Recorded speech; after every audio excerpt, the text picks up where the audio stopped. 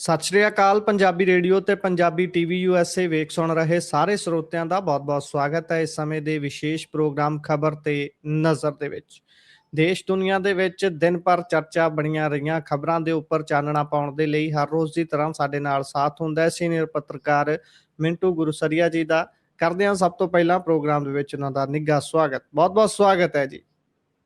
ਸ਼ੁਕਰੀਆ ਜੀ, ਸਾਰਿਆਂ ਨੂੰ ਸਤਿ ਸ੍ਰੀ ਅਕਾਲ ਜੀ। ਸਤਿ ਸ਼੍ਰੀ ਅਕਾਲ ਜੀ। ਸਭ ਤੋਂ ਪਹਿਲਾਂ ਕਰਦੇ ਚੱਲੀਏ ਅੱਜ ਦੇ ਪ੍ਰੋਗਰਾਮ ਦੇ ਸਪਾਂਸਰਸ ਦਾ ਧੰਨਵਾਦ। ਖਾਲਸਾ ਇੰਸ਼ੋਰੈਂਸ ਲੰਬੇ ਸਮੇਂ ਤੋਂ ਇੰਸ਼ੋਰੈਂਸ ਦੇ ਖੇਤਰ ਦੇ ਵਿੱਚ ਸੇਵਾਵਾਂ ਨਿਭਾ ਰਹੇ ਨੇ। ਤੁਸੀਂ ਵੀ ਸੰਪਰਕ ਕਰ ਸਕਦੇ ਹੋ। ਨੰਬਰ ਹੈ 408-272-2500। ਟਿਰਕਿਆਣਾ ਇਮੀਗ੍ਰੇਸ਼ਨ ਲਾ ਫਰਮ। ਜੇ ਟਿਰਕਿਆਣਾ ਹੋਣਾ ਨਾਲ ਸੰਪਰਕ ਕਰ ਸਕਦੇ ਹੋ ਕਿਸੇ ਵੀ ਤਰ੍ਹਾਂ ਦੀ ਇਮੀਗ੍ਰੇਸ਼ਨ ਦੇ ਬਾਬਤ ਸਲਾਹ ਮਸ਼ਵਰਾ ਕਰਨ ਦੇ ਲਈ। Krishan Dhanota Yuba City. Baljinder Singh Nijjar Woodland. GN lube ਵਾਲੇ ਟਰੱਕ ਵਾਸ਼ ਕਰਦੇ ਨੇ, ਆਇਲ ਚੇਂਜ ਕਰਦੇ ਨੇ, 에ਅਰ ਬ੍ਰੇਕਸ ਦਾ ਕੰਮ ਤਸੱਲੀ ਬਖਸ਼ ਕਰਦੇ ਨੇ। ਤੁਸੀਂ ਇਹਨਾਂ ਦੇ ਕੋਲੋਂ ਨਵੇਂ ਪੁਰਾਣੇ ਟਾਇਰ ਵੀ ਖਰੀਦ ਸਕਦੇ ਹੋ। ਲੋਕੇਸ਼ਨ ਸੈਂਟਾਨੇਲਾ ਦੀ ਹੈ। ਨਿੰਮਾ ਸਹੂਤਾ ਹੋਣਾ ਦਾ ਨੰਬਰ ਹੈ 209-277-0113। Jaswinder Singh Nagra Roseville. Avtar Singh Sangha Yuba City. Baldev Singh Kang Yuba City. ਬਹੁਤ ਬਹੁਤ ਧੰਨਵਾਦ ਹੈ ਇਹਨਾਂ ਸਾਰੇ ਸਪਾਂਸਰਸ ਦਾ। ਰੁੱਖ ਹੁਣ ਖਬਰਾਂ ਦਾ ਕਰਦੇ ਆ। ਮਿੰਟੂ ਜੀ, ਸਭ ਤੋਂ ਪਹਿਲੀ ਖਬਰ ਤੇ ਪਾਇਓ ਜ਼ਰਾ ਚਾਨਣਾ। ਝਟਕੇ ਤੇ ਝਟਕਾ ਲੈ ਝਟਕਾ। ਪੰਜਾਬ ਸਰਕਾਰ ਨੂੰ ਇੱਕ ਹੋਰ ਝਟਕਾ ਜੀ ਇਹਦਾ ਹਾਈ ਕੋਰਟ ਤੋਂ। ਕਹਿੰਦੇ ਮੰਦੀ ਚੱਲ ਰਹੀ ਹੈ। ਆਂਦੇ ਹੁੰਦੇ ਆ ਨਾ ਕਿ ਗਰੀਬੀ ਦੇ ਵਿੱਚ ਆਟਾ ਗਿੱਲਾ, ਇਹਨੂੰ ਕਹਿੰਦੇ ਕੰਗਾਲੀ ਚ ਆਟਾ ਗਿੱਲਾ। ਦੇਖੋ ਕੀ ਹੈ ਕਿ ਗੁਰਪ੍ਰੀਤ, ਤੁਹਾਨੂੰ ਯਾਦ ਹੋਣਾ ਆਪਾਂ ਅੱਗੇ ਵੀ ਸ਼ਾਇਦ ਗੱਲ ਕੀਤੀ ਹੋਵੇ ਕਿ ਇੱਥੇ ਇੱਕ ਜਸਟਿਸ ਬਹਿੰਦੇ ਨੇ Punjab and Haryana high court ਚ, ਰਾਜਨ ਬਰਾੜ, ਜਿਨ੍ਹਾਂ ਦਾ ਪੂਰਾ ਨਾਮ ਹੈ ਹਰਪ੍ਰੀਤ ਸਿੰਘ ਬਰਾੜ। ਉਹ ਬੜੇ ਹੀ ਦਲੇਰ ਤੇ ਮੁਲਾਜ਼ਮਾਂ ਦੇ ਹੱਕ ਹਕੂਕ ਚ ਬੜੇ ਹੀ ਮਤਲਬ ਕਿ ਵੈਸੇ ਵੀ ਉੱਦਾਂ ਕਹਿ ਲਈਏ ਕਿ ਬਹੁਤ ਕੇਸਾਂ ਮਾਮਲਿਆਂ ਦੇ ਵਿੱਚ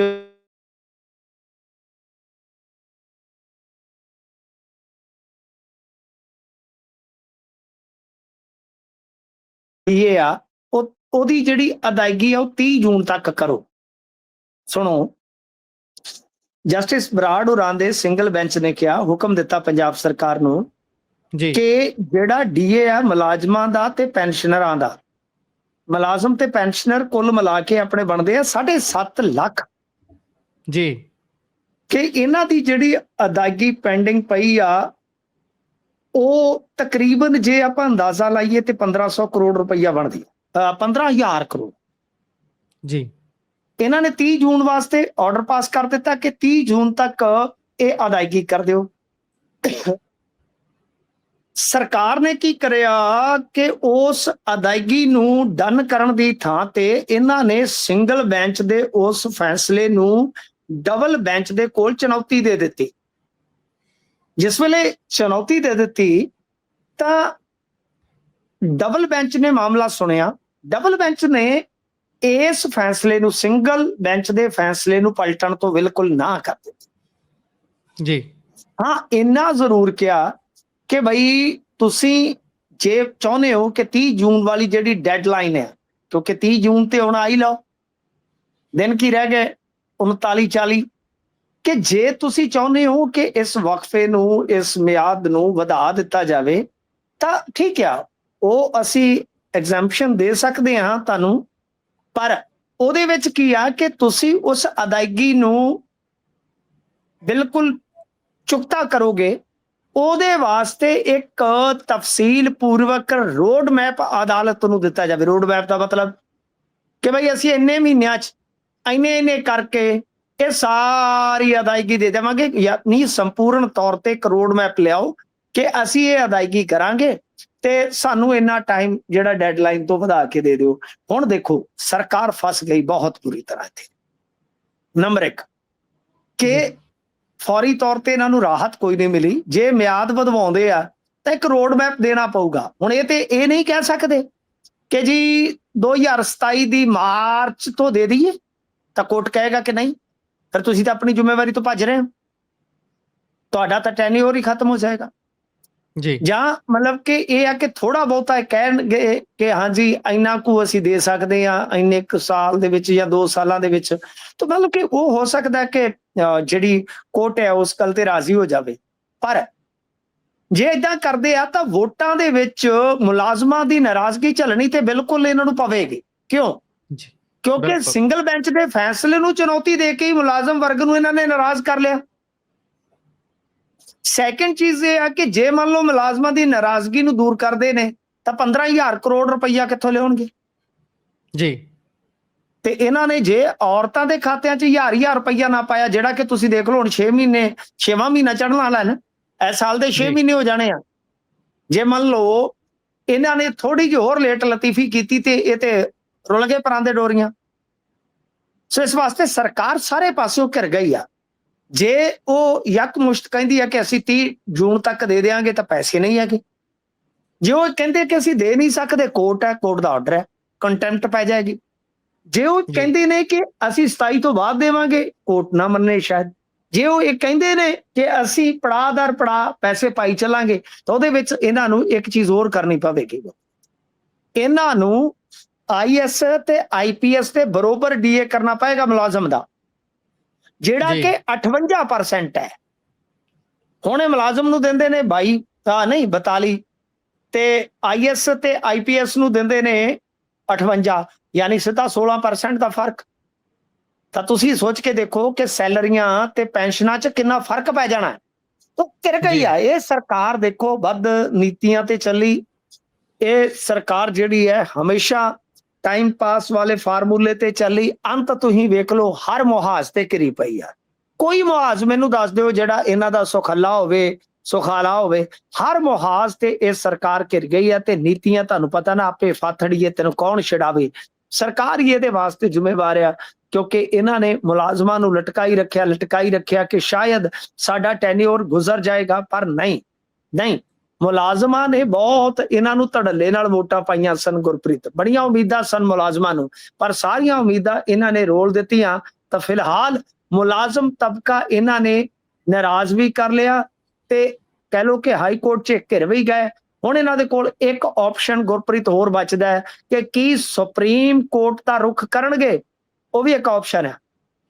ਪਰ ਜੀ ਜੇਕਰ ਸੁਪਰੀਮ ਕੋਰਟ ਦਾ ਰੁਖ ਕਰਦੇ ਆ ਤਦ ਵੀ ਮੇਰੇ ਖਿਆਲ ਦੇ ਨਾਲ ਮੁਲਾਜ਼ਮ ਤਬਕੇ 'ਚ ਬਹੁਤ ਹੀ ਜ਼ਿਆਦਾ ਨਾਰਾਜ਼ਗੀ ਵੱਧ ਜਾਏਗੀ ਕਿ ਤੁਸੀਂ ਸਾਡਾ ਹੱਕ ਕਿਉਂ ਨਹੀਂ ਦੇ ਰਹੇ। ਜੀ ਬਿਲਕੁਲ। ਇਸ ਤੋਂ ਅੱਗੇ ਜੇਕਰ ਆਪਾਂ ਵਧੀਏ ਤਾਂ ਗੱਲ EVM ਮਸ਼ੀਨਾਂ ਨੂੰ ਲੈ ਕੇ ਕਰ ਲੈਂਦੇ ਆ। ਕਮਿਸ਼ਨ ਤੇ ਸਰਕਾਰ ਆਮੋ ਸਾਹਮਣੇ ਨੇ ਜੀ। ਦੇਖੋ EVM ਦਾ ਜਿਹੜਾ ਮਸਲਾ ਹੈ ਨਾ, EVM ਦੇ ਕਿਸੇ ਨੁਕਸ ਨੂੰ ਲੈ ਕੇ ਜਾਂ EVM ਦੇ ਹੇਰਫੇਰ ਨੂੰ ਲੈ ਕੇ ਨਹੀਂ ਹੈ ਬਹਿਸ। ਜੀ ਮਾਮਲਾ ਕੀ ਹੈ ਕਿ ਤੁਹਾਨੂੰ ਯਾਦ ਹੋਣਾ ਕਿ ਜਦੋਂ ਇਹ ਇਲੈਕਸ਼ਨ ਸਥਾਨਕ ਸਰਕਾਰਾਂ ਦਾ ਅਨਾਉਂਸ ਹੋਇਆ, ਜੀ ਉਹ ਤੋਂ ਚੰਦ ਦਿਨ ਬਾਅਦ ਇਹ ਖਬਰ ਆਉਂਦੀ ਹੈ ਕਿ ਇਹ ਇੱਕ ਕਾਨੂੰਨੀ ਲੜਾਈ ਸ਼ੁਰੂ ਹੋ ਗਈ ਹੈ। ਕਾਨੂੰਨੀ ਲੜਾਈ ਕਿੱਦਾਂ ਸ਼ੁਰੂ ਹੋ ਗਈ ਕਿ ਬਈ ਇਹ ਜਿਹੜਾ ਲੋਕਲ ਬਾਡੀਜ਼ ਦਾ ਇਲੈਕਸ਼ਨ ਹੈ, ਇਹਨਾਂ ਨੇ ਕਿਹਾ ਕਿ ਅਸੀਂ ਬੈਲਟ ਪੇਪਰ ਤੇ ਕਰਵਾਵਾਂਗੇ। ਇਹਦੇ ਖਿਲਾਫ ਸਭ ਤੋਂ ਪਹਿਲਾਂ ਭਾਜਪਾ ਨੇ ਆਵਾਜ਼ ਚੁੱਕੀ ਤੇ ਉਸ ਤੋਂ ਬਾਅਦ ਪਟੀਸ਼ਨਾਂ ਪੈ ਗਈਆਂ। ਹੁਣ ਇਹਦੇ ਤੇ ਜਿਹੜਾ ਵਿਵਾਦ ਹੈ EVM ਵਾਲਾ, ਕਿ ਜਦੋਂ ਇਹ ਮਾਮਲਾ ਸੁਣਵਾਈ ਤੇ ਲੱਗਾ ਤਾਂ ਇਹਦੇ 'ਚ ਪਾਰਟੀ ਬਣਾਇਆ ਗਿਆ ਭਾਰਤੀ ਚੋਣ ਕਮਿਸ਼ਨ ਵੀ। ਹੁਣ ਪੰਜਾਬ ਦੀ ਕੀ ਦਲੀਲ ਸੀ? ਪੰਜਾਬ ਸਰਕਾਰ ਦੀ ਦਲੀਲ ਸੀ ਕਿ ਅਸੀਂ ਪੱਤਰ ਵਿਹਾਰ ਕੀਤਾ, EVM ਵੱਖ-ਵੱਖ ਸਟੇਟਾਂ ਦੇ ਇਲੈਕਸ਼ਨਾਂ 'ਚ ਬਿਜ਼ੀ ਹੋਣ ਕਰਕੇ ਸਾਨੂੰ ਮਿਲੀ ਨਹੀਂ, ਲੌਜਿਸਟਿਕ ਸਮੱਸਿਆ ਸੀ, ਖੜੇ ਪੈਰ ਆਂਧਰ ਵਰਗੇ ਸੂਬੇ 'ਚੋਂ ਇਹਨਾਂ ਨੂੰ ਲਿਆਂਦਾ ਨਹੀਂ ਜਾ ਸਕਦਾ, ਵਗੈਰਾ ਵਗੈਰਾ। ਹੁਣ ਦੂਜੇ ਪਾਸੇ ਜੇ ਆਪਾਂ ਵੇਖੀਏ ਤਾਂ ਹਾਈ ਕੋਰਟ ਨੇ ਕਿਹਾ ਕਿ ਤੁਸੀਂ ਸਾਰਾ ਪੱਤਰ ਵਿਹਾਰ ਜੋ ਕੀਤਾ ਰਿਕਾਰਡ ਤੇ ਲਿਓ, ਤੇ ਨਾਲ ਸੱਦ ਲਿਆ ECI ਨੂੰ, ਇਲੈਕਸ਼ਨ ਕਮਿਸ਼ਨ ਆਫ ਇੰਡੀਆ ਨੂੰ, ਗਿਆਨੇਸ਼ ਵਾਲਾ। ਤਾਂ ਇਹਨਾਂ ਨੇ ਆ ਕੇ ਹਾਈ ਕੋਰਟ ਦੇ ਵਿੱਚ ਜੋ ਕਿਹਾ, ਉਹ ਕਹਿੰਦੇ ਕਿ ਮਸ਼ੀਨਾਂ ਤੇ ਰਾਜਸਥਾਨ ਤੋਂ ਭੇਜੀਆਂ ਜਾ ਚੁੱਕੀਆਂ ਨੇ ਤੇ ਪੂਰੀ ਤਕਨੀਕੀ ਤਿਆਰੀ ਇੱਕ ਦਿਨ ਦੇ ਵਿੱਚ ਸੰਭਵ ਹੈ। ਨਗਰ ਨਿਗਮ, ਨਗਰ ਪ੍ਰੀਸ਼ਦ ਯਾਨੀ ਨਗਰ ਕੌਂਸਲ ਤੇ ਨਗਰ ਪੰਚਾਇਤ ਇਲੈਕਸ਼ਨ ਤੋਂ ਠੀਕ 5 ਦਿਨ ਪਹਿਲਾਂ ਇਹ ਜਿਹੜਾ ਬੈਲਟ ਪੇਪਰ ਦਾ ਤੇ EVM ਦਾ ਵਿਵਾਦ ਹੈ ਉਹ ਇੰਨਾ ਤੇਜ਼ ਹੋ ਗਿਆ ਕਿ ਗੱਲ ਹੀ ਛੱਡ ਦਿਓ। ਯਾਨੀ ਇਲੈਕਸ਼ਨ ਕਮਿਸ਼ਨ ਆਫ ਇੰਡੀਆ ਕਹਿੰਦਾ ਕਿ ਅਸੀਂ ਤੇ ਰਾਜਸਥਾਨ ਤੋਂ ਤੋੜ ਦਿੱਤੀਆਂ ਨੇ EVM। ਇਹ ਕਹਿੰਦੇ ਕਿ ਬੈਲਟ ਪੇਪਰ, ਔਰ ਇਹਦੇ ਤੇ ਕਾਫੀ ਦਲੀਲਾਂ ਦਿੱਤੀਆਂ ਗਈਆਂ ਕਾਨੂੰਨੀ ਪੱਖ ਤੋਂ ਕਿ ਸੁਪਰੀਮ ਕੋਰਟ ਦੇ ਵਿੱਚ 2002 ਚ ਹੀ EVM ਨੂੰ ਇੱਕ ਤਰ੍ਹਾਂ ਨਾਲ ਕਾਨੂੰਨੀ ਮਾਨਤਾ ਮਿਲ ਚੁੱਕੀ ਆ। ਜੀ ਅੱਛਾ, ਹੁਣ ਜਦੋਂ ਇਹਨਾਂ ਨੂੰ ਸਾਰਿਆਂ ਨੂੰ ਨੋਟਿਸ ਕੀਤਾ ਗਿਆ ਪਾਰਟੀਆਂ ਨੂੰ, ਤਾਂ ਉਹਦੇ ਵਿੱਚ ਇਲੈਕਸ਼ਨ ਕਮਿਸ਼ਨ ਆਫ ਇੰਡੀਆ ਦੇ ਵਕੀਲ ਨੇ ਆ ਕੇ ਸਿੱਧਾ ਕਿਹਾ ਕਿ ਮਸ਼ੀਨਾਂ ਤਾਂ ਰਸਤੇ ਦੇ ਵਿੱਚ ਨੇ ਜੀ ਇਸ ਸਮੇਂ, ਬਈ ਉਹ ਟ੍ਰਾਂਜਿਟ ਦੇ ਵਿੱਚ ਨੇ। ਕਮਾਲ ਦੀ ਗੱਲ ਹੈ। ਉਹ ਕਹਿੰਦੇ ਕਿ ਮੋਹਾਲੀ ਤੱਕ ਇਹ ਮਸ਼ੀਨਾਂ ਪਹੁੰਚਣਗੀਆਂ, ਬਾਕੀ ਕਿਸ ਥਾਂ ਤੇ ਮਸ਼ੀਨ ਪਹੁੰਚਾਈ ਜਾਣੀ ਹੈ, ਇਹ ਰਿਸੀਵ ਕਰਨ ਲਈ ਕੌਣ ਅਧਿਕਾਰੀ ਅਧਿਕਾਰਤ ਹੋਏਗਾ। ਉਹਨਾਂ ਨੇ ਕਿਹਾ ਕਿ ਇਹ ਸਾਰਾ ਕੁਝ ਹੈ ਜਿਹੜਾ ਤੁਸੀਂ ਰਿਕਾਰਡ ਤੇ ਲੈ ਲਓ, ਅਸੀਂ ਦੱਸ ਦਿੰਦੇ ਹਾਂ ਜੀ ਕਿ ਅਸੀਂ ਉੱਥੇ ਤੱਕ ਉਹ ਦੇ ਦਿਆਂਗੇ। ਤੇ ਫਸਟ ਲੈਵਲ ਚੈਕਿੰਗ ਤੇ ਜੋ ਕਮਿਸ਼ਨਿੰਗ ਦਾ ਕੰਮ ਆ, ਉਹਦੇ ਵਿੱਚ ਪੂਰਾ ਸਹਿਯੋਗ ਦਿੱਤਾ ਜਾਏਗਾ। ਮਤਲਬ ਕਿ ਜਿਹੜਾ ਪੰਜਾਬ ਦਾ ਦਾਅਵਾ ਸੀਗਾ, ਪੰਜਾਬ ਸਰਕਾਰ ਦਾ ਦਾਅਵਾ ਸੀਗਾ ਕਿ ਅਸੀਂ ਪੱਤਰ ਵਿਹਾਰ ਕੀਤਾ, ਪਰ ਜੀ ਈਵੀਐਮ ਦੇ ਰੁਝੇਵੇਂ ਕਰਕੇ ਸਾਨੂੰ ਉਹ ਪ੍ਰਾਪਤ ਨਹੀਂ ਹੋ ਸਕੀਆਂ। ਤਾਂ ਇਹਦੇ ਚ ਕਿਤੇ ਨਾ ਕਿਤੇ ਹੁਣ ਝੂਠੀ ਪੈ ਗਈ ਵਚਨਾਂ ਤੋਂ। ਇੱਥੇ ਸਰਕਾਰ ਜਿਹੜੀ ਹੈ ਉਹ ਆਪਣੇ ਵਚਨਾਂ ਨੂੰ ਨਹੀਂ ਉੱਥੇ ਸਥਾਪਿਤ ਕਰ ਸਕੀ ਗੁਰਪ੍ਰੀਤ, ਕਿਉਂਕਿ ਉਹ ਤੇ ਕਹਿ ਰਹੇ ਆ ਕਿ ਰਾਜਸਥਾਨ ਚੋਂ ਤੇ ਮਸ਼ੀਨਾਂ ਤੁਰ ਪਈਆਂ, ਉਹ ਤਾਂ ਰਸਤੇ 'ਚ ਹੈ ਤੇ ਕੋਈ ਵੱਡੀ ਪ੍ਰੋਬਲਮ ਨਹੀਂ, ਉਹ ਆ ਜਾਣਗੀਆਂ, ਤੁਹਾਨੂੰ ਰਿਸੀਵ ਹੋ ਜਾਣਗੀਆਂ, ਇੱਕ ਦਿਨ ਦਾ ਸਾਰਾ ਕੰਮ ਹੈ, ਤੁਸੀਂ ਚੱਕੋ। ਤਾਂ ਯਾਨੀ ਹੁਣ ਇਹਦਾ ਕੋਈ ਪਤਾ ਨਹੀਂ ਹੈ ਕਿ ਇਲੈਕਸ਼ਨ ਜਿਹੜਾ ਈਵੀਐਮ ਤੇ ਹੋਏਗਾ ਕਿ ਬੈਲਟ ਪੇਪਰ ਤੇ ਹੋਏਗਾ। ਤਾਂ ਆਪਣੇ ਆਪ ਦੇ ਵਿੱਚ ਬੜੀ ਅਜੀਬ ਸਥਿਤੀ ਹੈ ਇਸ ਵੇਲੇ ਗੁਰਪ੍ਰੀਤ। ਕਮਾਲ ਦੀ ਗੱਲ ਹੈ, ਏਡੀ ਆਪਾਂ ਨਖਿੱਧ ਸਰਕਾਰ ਵੇਖੀ ਆ ਕਿ ਇੱਕ ਪਾਸੇ ਇਲੈਕਸ਼ਨ ਆ, ਚੋਣ ਨਿਸ਼ਾਨ ਅਲਾਟ ਤੱਕ ਹੋ ਗਿਆ ਤੇ ਉਧਰ ਕਈ ਥਾਵਾਂ ਤੇ ਇਲੈਕਸ਼ਨ ਜਿਹੜਾ ਸਟੇ ਹੋ ਗਿਆ ਕਿਉਂਕਿ ਵਾਰਡਬੰਦੀ ਅਧੂਰੀ। ਮਤਲਬ ਕਿ ਹਰ ਚੀਜ਼ ਦਾ ਜਿਹੜਾ ਤਿਆਰੀ ਦਾ ਕੰਮ ਪੁਖਤਾ ਹੋਣਾ ਚਾਹੀਦਾ, ਉਹ ਇਦਾਂ ਦਾ ਹੋਇਆ ਪਿਆ ਹੈ ਕਿ ਬਈ ਬੂਹੇ ਤੇ ਆਈ ਜੰਨ ਤੇ ਕੁੜੀ ਦੇ ਵਿੰਨੋ ਕੰਨ। ਤੁਸੀਂ ਹਰ ਹਾਲ ਦੇ ਵਿੱਚ ਵੇਖੋ ਕਿ ਜਿਵੇਂ ਪੰਚਾਇਤੀ ਚੋਣਾਂ ਜਾਂ ਅੱਗੇ ਵੀ ਜਿਹੜੀਆਂ ਲੋਕਲ ਬਾਡੀਜ਼ ਦੀਆਂ ਕੁਝ ਚੋਣਾਂ, ਹਰ ਥਾਂ ਤੇ ਹੁਣ ਇਹ ਇੱਕ ਸਾਡੇ ਪੋਲੀਟੀਕਲ ਸਿਸਟਮ ਦਾ ਕਹਿ ਲਓ ਕਮਜ਼ੋਰ ਪੱਖ ਬਣ ਗਿਆ ਵਾ ਗੁਰਪ੍ਰੀਤ, ਕਿ ਹੁਣ ਇਲੈਕਸ਼ਨ ਕਰਵਾਉਣ ਵਾਸਤੇ ਵੀ ਕਈ ਵਾਰ ਕੋਰਟ 'ਚ ਜਾਣਾ ਪੈਂਦਾ ਹੈ ਕਿ ਇਲੈਕਸ਼ਨ ਨਹੀਂ ਵੇਲੇ ਸਿਰ ਕਰਵਾ ਰਿਹਾ ਕੰਡਕਟ। ਜੀ ਜੀ ਇਸ ਤੋਂ ਅੱਗੇ ਜੇਕਰ ਚਲੀਏ ਤਾਂ ਉਧਰ ਭੱਜੀ ਦੀ ਵੀ ਦੱਬ ਕੇ ਟ੍ਰੋਲਿੰਗ ਹੋ ਰਹੀ ਹੈ। ਵੇਖੋ ਹਰਭਜਨ ਸਿੰਘ ਭੱਜੀ ਹੈ ਨਾ, ਇਹਦਾ ਨਾਮ ਸੱਚਮੁੱਚ ਭੱਜੀ ਆ ਜੀ ਭੱਜੀ ਮਤਲਬ ਕਿ ਟ੍ਰੋਲਿੰਗ ਤੋਂ ਬਹੁਤ ਡਰਦਾ ਹੈ, ਬਹੁਤ ਡਰਦਾ ਹੈ। ਜੀ ਤਾਂ ਬਈ ਅੱਜ ਟ੍ਰੋਲਿੰਗ ਹੋਈ ਤੇ ਆਪਦਾ ਜਿਹੜਾ ਕਮੈਂਟ ਸੈਕਸ਼ਨ ਹੁੰਦਾ ਹੈ, ਕਮੈਂਟ ਸੈਕਸ਼ਨ, ਉਹ ਇਹਨਾਂ ਨੇ ਬਈ ਚੱਕ ਤਾਂ ਬੰਦ ਕਰ ਦਿੱਤਾ ਜੀ ਵੀ ਕਮੈਂਟ ਬੰਦ ਕਰ ਦਿੱਤੇ। ਕਹਿਣ ਦਾ ਮਤਲਬ ਇਹ ਆ ਕਾਰਨ ਇਹ ਆ ਕਿ ਤੁਹਾਨੂੰ ਯਾਦ ਹੋਣਾ ਬੀਤੇ ਦਿਨੀ ਮੋਹਾਲੀ ਦੇ ਵਿੱਚ ਕੀ ਹੋਇਆ ਸੀਗਾ ਕਿ ਇੱਕ ਬੱਚੀ ਨੂੰ ਅਗਵਾ ਕਰ ਲਿਆ ਗਿਆ ਸੀ। ਫੈਮਿਲੀ ਡਿਸਪਿਊਟ ਸੀਗਾ, ਬੱਚੀ ਸ਼ਾਇਦ ਰਹਿ ਰਹੀ ਸੀਗੀ ਆਪਦੇ ਪਿਤਾ ਦੇ ਘਰ ਤੇ ਉਧਰੋਂ ਨਾਨਕੇ ਆਏ ਤੇ ਉਹ ਚੁੱਕ ਕੇ ਲੈ ਗਏ ਬੱਚੀ ਨੂੰ। ਉਹ ਵੀਡੀਓ ਬੜਾ ਵਾਇਰਲ ਹੋਇਆ ਤੇ ਵਾਇਰਲ ਹੋਣਾ ਵੀ ਚਾਹੀਦਾ ਹੈ। ਬਜ਼ੁਰਗ ਜਿਹੜੇ ਨਾਨੀ ਨਾਨਾ ਸੀਗੇ ਉਹ ਮਤਲਬ ਕਿ ਨਹੀਂ ਦਾਦਾ ਦਾਦੀ ਆ ਗਏ ਨਾ, ਦਾਦਾ ਦਾਦੀ ਸ਼ਾਇਦ ਉਹ ਕਾਰ ਤੇ ਲਮਕਦੇ ਨਜ਼ਰ ਆ ਰਹੇ। ਮਤਲਬ ਕਿ ਏਦਾਂ ਫਿਰ ਹੁੰਦਾ ਕੀ ਆ ਕਿ ਬੰਦੇ ਵੀ ਫੜ ਲਏ, ਕੁੜੀ ਦੀ ਸ਼ਾਇਦ ਬੱਚੀ ਦੀ ਮਾਂ ਵੀ ਨਾਮਜ਼ਦ ਕਰ ਲਈ, ਬੱਚੀ ਦਾ ਮਾਮਾ ਵੀ, ਏਦਾਂ ਯਾਨੀ ਉਹ ਮਾਮਲਾ ਸੀਗਾ। ਮੈਂ ਤੁਹਾਨੂੰ ਇਸ ਕਰਕੇ ਦੱਸ ਰਿਹਾ ਕਿ ਮਾਮਲਾ ਕਿੱਥੋਂ ਵਧਿਆ। ਹੁੰਦਾ ਕੀ ਆ ਕਿ ਉਸ ਤੋਂ ਬਾਅਦ ਗੁਰਪ੍ਰੀਤ ਹਰਭਜਨ ਸਿੰਘ ਇਸੇ ਵੀਡੀਓ ਨੂੰ ਪੋਸਟ ਕਰਦੇ ਨੇ। ਪੋਸਟ ਕਰਕੇ ਉਹ ਡੀਜੀਪੀ ਨੂੰ ਪੁੱਛਦੇ ਆ ਕਿ ਕੀ ਚੱਲ ਰਿਹਾ ਤੁਹਾਡੇ ਪੰਜਾਬ ਦੇ ਵਿੱਚ। ਇਸ ਤੋਂ ਬਾਅਦ ਉੱਥੇ ਕੁਝ ਜਿਹੜੇ ਐਕਸ ਦੇ ਹੈਂਡਲਰ ਆ ਉਹ ਭੱਜੀ ਨੂੰ ਘੇਰਦੇ ਆ, ਟ੍ਰੋਲ ਕਰਦੇ ਆ। ਪਰ ਭੱਜੀ ਦੀ ਇੱਕ ਕਮਜ਼ੋਰੀ ਆ ਕਿ ਇਹ ਬਹੁਤ ਜਲਦੀ ਅਗਰੈਸਿਵ ਹੋ ਜਾਂਦਾ ਹੈ ਜੀ। ਭੱਜੀ ਉਹਨਾਂ ਨੂੰ ਰਿਪਲਾਈ ਖੇਡਣਾ ਸ਼ੁਰੂ ਕਰ ਦਿੱਤਾ। ਤੇ ਤੁਹਾਨੂੰ ਪਤਾ ਜਦੋਂ ਤੁਸੀਂ ਇਹਨਾਂ ਕਮੈਂਟਾਂ ਦੇ ਵਿੱਚ ਉਲਝ ਗਏ, ਜਦੋਂ ਤੁਸੀਂ ਇਹਨਾਂ ਗੱਲਾਂ 'ਚ ਉਲਝ ਗਏ ਫਿਰ ਬਹੁਤ ਜ਼ਿਆਦਾ ਉਲਝ ਜਾਂਦੇ ਹੋ। ਲਓ ਜੀ, ਇਸੇ ਦੇ ਚੱਲਦੇ ਆ ਫਿਰ ਹਾਰ ਕੇ ਇਹਨੇ ਹਰਭਜਨ ਸਿੰਘ ਨੇ ਯਾਨੀ ਜਿਹੜੇ ਕਮੈਂਟ ਸੀਗੇ ਆਪਣੇ ਉਹ ਸੈਕਸ਼ਨ ਬੰਦ ਕਰ ਦਿੱਤਾ ਕਮੈਂਟਾਂ ਵਾਲਾ। ਤਾਂ ਇਹਦੇ ਤੇ ਕਾਫੀ ਜ਼ਿਆਦਾ ਹਰਭਜਨ ਸਿੰਘ ਦੀ ਖਿਚਾਈ ਹੋਈ ਕਿ ਬਸ ਕੀ ਹੋ ਗਿਆ, ਹੁਣ ਕੀ ਹੋ ਗਿਆ ਵਗੈਰਾ ਵਗੈਰਾ। ਚਲੋ ਇਹ ਇਹਨਾਂ ਦੀਆਂ ਆਪਣੀਆਂ ਨਿੱਜੀ ਗੱਲਾਂ ਹੈ, ਪਰ ਦੇਖਣ ਯੋਗ ਗੱਲ ਇਹ ਆ, ਬੜੀ ਲੌਜੀਕਲੀ ਗੱਲ ਸੋਚਣ ਵਾਲੀ ਆ ਕਿ ਹਰਭਜਨ ਸਿੰਘ ਤੇ ਚੰਦ ਦਿਨ ਪਹਿਲਾਂ ਭਾਜਪਾ 'ਚ ਗਏ ਆ ਕਿ ਲਾਅ ਐਂਡ ਆਰਡਰ ਜਿਹੜਾ ਹੈ ਉਹ ਗੁਰਪ੍ਰੀਤ ਇਹਨਾਂ 5-7 ਦਿਨਾਂ 'ਚ 10 ਦਿਨਾਂ 'ਚ 20 ਦਿਨਾਂ 'ਚ ਵਿਗੜਿਆ ਜੀ।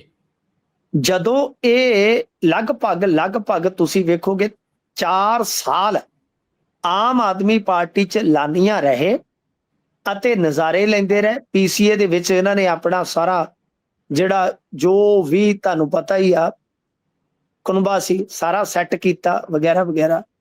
ਬਈ ਇਹ ਜਿਹੜਾ ਸਿਸਟਮ ਹੈ ਉਹ ਆਪਾਂ ਜੇ ਦੇਖੀਏ ਤਾਂ ਇਹਦੇ ਵਿੱਚ ਇਦਾਂ ਹੋਇਆ ਕਿ ਜਦੋਂ ਇੱਥੇ ਸਾਰਾ ਕੁਝ ਆਪਾਂ ਵੇਖਦੇ ਸਾਂ, ਫਿਰੌਤੀਆਂ, ਫਾਇਰਿੰਗਾਂ, ਕਤਲੋਗਾਰਤ, ਉਦੋਂ ਕਦੇ ਹਰਭਜਨ ਸਿੰਘ ਨੂੰ ਚੇਤਾ ਨਹੀਂ ਆਇਆ ਕਿ ਉਹ ਡੀਜੀਪੀ ਨੂੰ ਟੈਗ ਕਰੇ, ਟਵੀਟ ਕਰੇ। ਇਹਦਾ ਮਤਲਬ ਇਹ ਹੈ ਕਿ ਹਰ ਪਾਸੇ ਤੁਸੀਂ ਹਿਪੋਕ੍ਰੇਸੀ ਦਿਖਾਉਂਦੇ ਹੋ, ਹਰ ਪਾਸੇ। ਵੀ ਕਮੈਂਟਰੀ ਬਾਕਸ ਦੇ ਵਿੱਚ ਬੈਠ ਕੇ ਗੱਲਾਂ ਕਰਨੀਆਂ ਬੜੀਆਂ ਸੌਖੀਆਂ ਹੁੰਦੀਆਂ ਨੇ, ਜਦ ਤੁਸੀਂ ਟਰੋਲਰਾਂ ਦੇ ਨਾਲ ਮੱਥਾ ਲਾ ਹੀ ਲਿਆ ਤਾਂ ਫਿਰ ਆਪਣਾ ਤਰਕ ਨਾ ਛੱਡੋ। ਫਿਰ ਕੀ ਲੋੜ ਹੈ ਕਮੈਂਟ ਬੰਦ ਕਰਨ ਦੀ? ਪਹਿਲੀ ਗੱਲ ਜਵਾਬ ਚ ਲਾਓ ਜੀ। ਦੂਜੀ ਗੱਲ ਹੈ ਇਹ ਲੌਜੀਕਲੀ ਤੇ ਤੁਹਾਨੂੰ ਦੱਸਣਾ ਚਾਹੀਦਾ ਹੈ ਨਾ ਕਿ ਕੀ ਇਹ ਲਾਅ ਐਂਡ ਆਰਡਰ ਜਿਹੜਾ ਹੈ ਜਦੋਂ ਤੁਸੀਂ ਆਮ ਆਦਮੀ ਪਾਰਟੀ 'ਚ ਸੀ ਉਦੋਂ ਸਹੀ ਸੀ,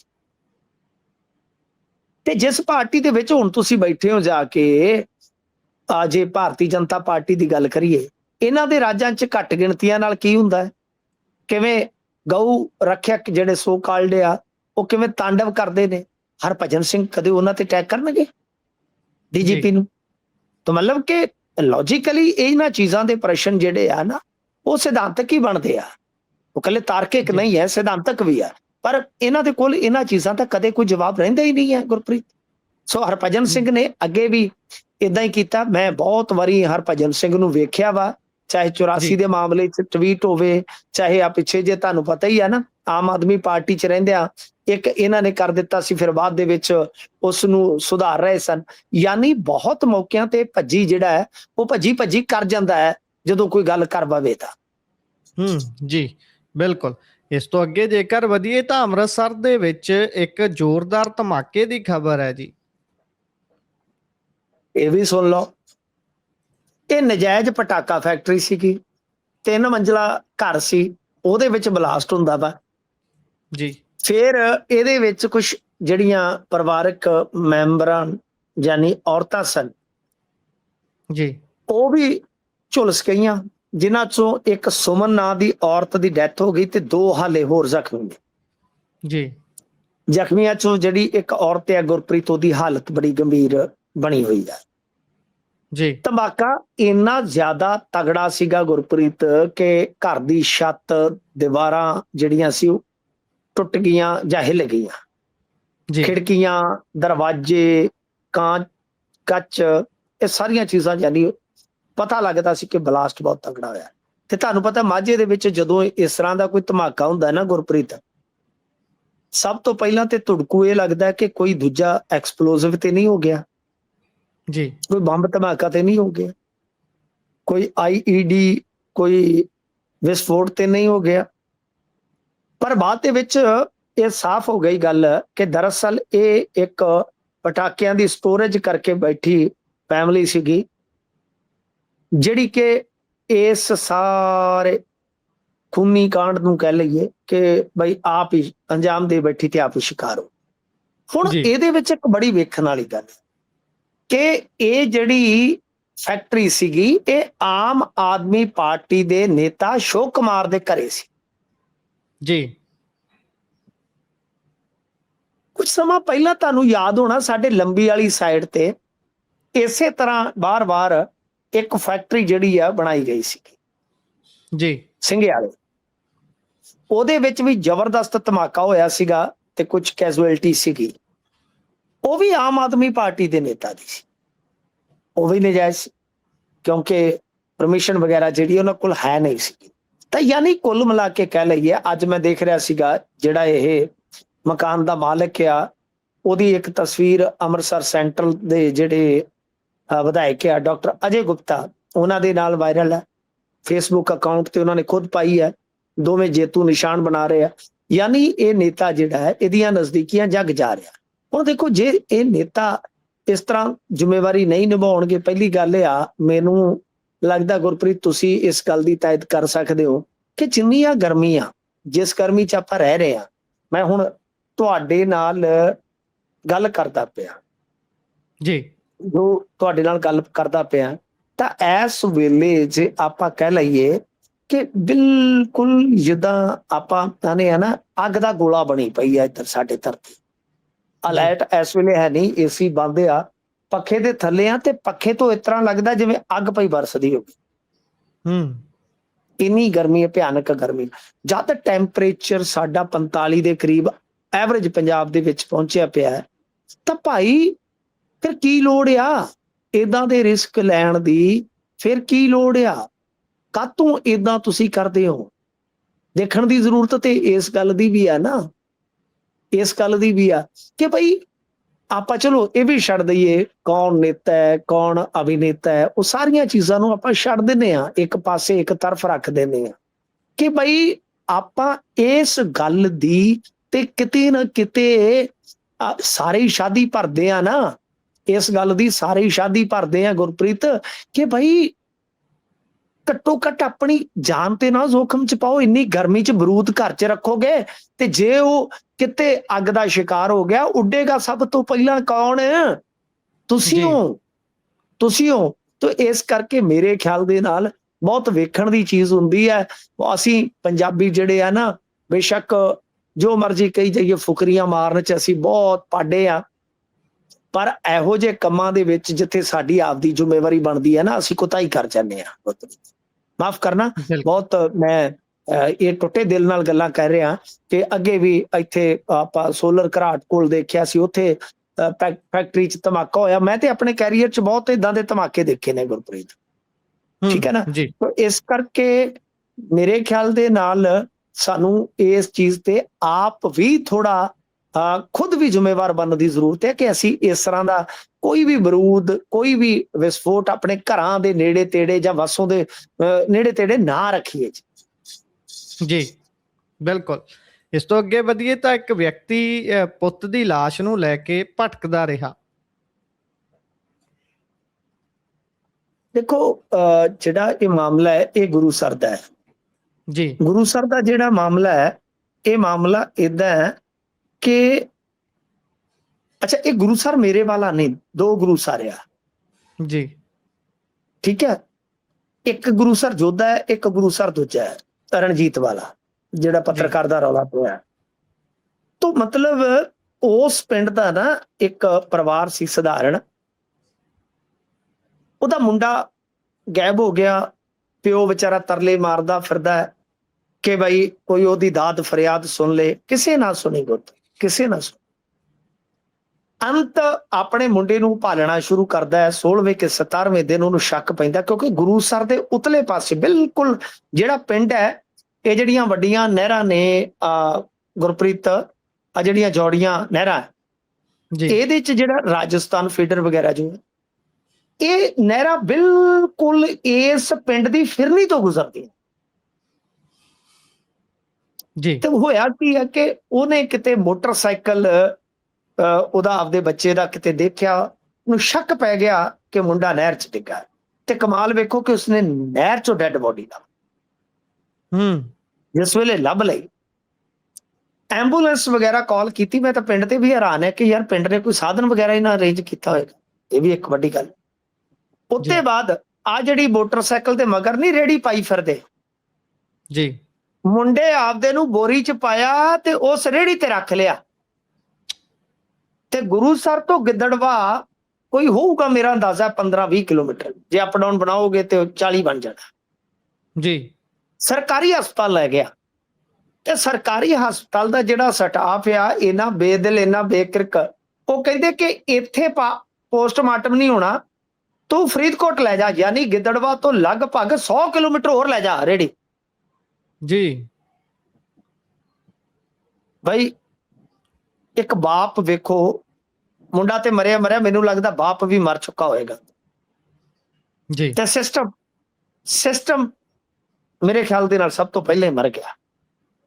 ਉਹ ਤੋਂ ਬਾਅਦ ਕੁਝ ਪੱਤਰਕਾਰਾਂ ਨੂੰ, ਕੁਝ ਸਮਾਜ ਸੇਵੀਆਂ ਨੂੰ ਇਸ ਗੱਲ ਦੀ ਜਦੋਂ ਭਿਣਕ ਲੱਗੀ ਕਿ ਭਾਈ ਇਹ ਤੇ ਮਾਮਲਾ ਜਿਹੜਾ ਹੈ ਉਹ ਬੜਾ ਸੈਂਸਿਟਿਵ ਹੈ ਯਾਰ, ਤੇ ਸੰਵੇਦਨਹੀਨਤਾ ਸਿਸਟਮ ਦੇ ਵਿੱਚੋਂ ਖਤਮ ਹੋ ਚੁੱਕੀ। ਗੁਰਪ੍ਰੀਤ ਉਸ ਤੋਂ ਬਾਅਦ ਕਿਤੇ ਜਾ ਕੇ ਡੈਡ ਬੋਡੀ ਵਾਸਤੇ ਵਹੀਕਲ ਵਗੈਰਾ ਦਾ ਅਰੇਂਜਮੈਂਟ ਹੋਇਆ ਕਿ ਭਾਈ ਮੋਰਚਰੀ ਜਿਹੜੀ ਆ ਉਹ ਮੁਕਤਸਰ ਦੇ ਵਿੱਚ ਹੈ ਤੇ ਉਹ ਮੁਕਤਸਰ ਦੇ ਵਿੱਚ ਮੋਰਚਰੀ ਹੈ ਜਿਹੜੀ, ਉਹਦੇ 'ਚ ਡੈੱਡ ਬੋਡੀ ਰਖਵਾਈ ਜਾਵੇ।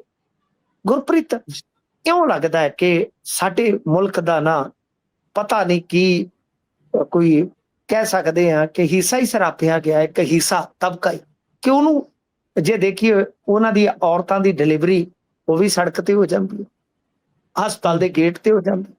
ਕਮਾਲ ਦੀ ਗੱਲ ਆ, ਕਈ ਵਾਰ ਪਿੰਜਰ ਚੱਕ ਕੇ ਲਿਆਉਣਾ ਪੈਂਦਾ ਜੀ ਬੈਂਕ ਦੇ ਵਿੱਚ ਪੈਸੇ ਕਢਵਾਉਣ ਬਾਅਦ। ਇਹ ਕੀ ਚੱਲ ਰਿਹਾ ਸਮਝੋ ਬਾਹਰ, ਸਮਝੋ ਬਾਹਰ ਆ। ਕਈ ਵਾਰ ਖਬਰਾਂ ਕਰਦਿਆਂ ਸੱਚੀਓ ਰੋਣ ਨੂੰ ਜੀ ਕਰਦਾ ਕਿ ਅਸੀਂ ਕੀ ਕਰੀਏ, ਅਸੀਂ ਕੁਝ ਨਹੀਂ ਕਰ ਸਕਦੇ। ਪਰ ਜਦੋਂ ਉਹ ਜਿਵੇਂ ਆਪਾਂ ਕਹਿੰਦੇ ਆ ਨਾ, ਕਈ ਵਾਰ ਦੁਖੀ ਹੋਈਦਾ, ਦੁਨੀਆ में कितना गम है, मेरा गम कितना कम है, लोगों का गम देखा तो अपना गम भूल गया। तो ਗੱਲ ਇਹ ਆ ਕਿ ਜਦੋਂ ਅਸੀਂ ਖਬਰਾਂ ਕਰਦੇ ਇਹਨਾਂ ਲੋਕਾਂ ਵੱਲ ਵੇਖਦੇ ਆ ਨਾ, ਤੇ ਜੋ ਸਾਡੀ ਜ਼ਿੰਦਗੀ 'ਚ ਟੈਨਸ਼ਨਾਂ ਝੋਰੇ ਆਪਣੀ ਨਿੱਜੀ ਲਾਈਫ ਨੂੰ ਲੈ ਕੇ ਹੁੰਦੇ ਆ, ਉਹ ਮਨਫੀ ਹੋ ਜਾਂਦੇ ਆ ਕਿ ਯਾਰ ਅਸੀਂ ਤਾਂ ਫਿਰ ਵੀ ਠੀਕ ਹੈ, ਰੋਟੀ ਖਾਈ ਜਾਂਦੇ ਆ। ਇਹ ਲੋਕ, ਇਹ ਵਿਚਾਰੇ ਲੋਕ ਜਿਨ੍ਹਾਂ ਦੀ ਕੋਈ ਆਵਾਜ਼ ਵੀ ਨਹੀਂ ਸੁਣ ਰਿਹਾ, ਘੱਟੋ ਘੱਟ ਸਾਨੂੰ ਸਕੂਨ ਇਸ ਗੱਲ ਦਾ ਕਿ ਅਸੀਂ ਇਹਨਾਂ ਦੀ ਗੱਲ ਤੇ ਕਰ ਸਕਦੇ ਹਾਂ। ਜੀ ਬਿਲਕੁਲ ਬਿਲਕੁਲ।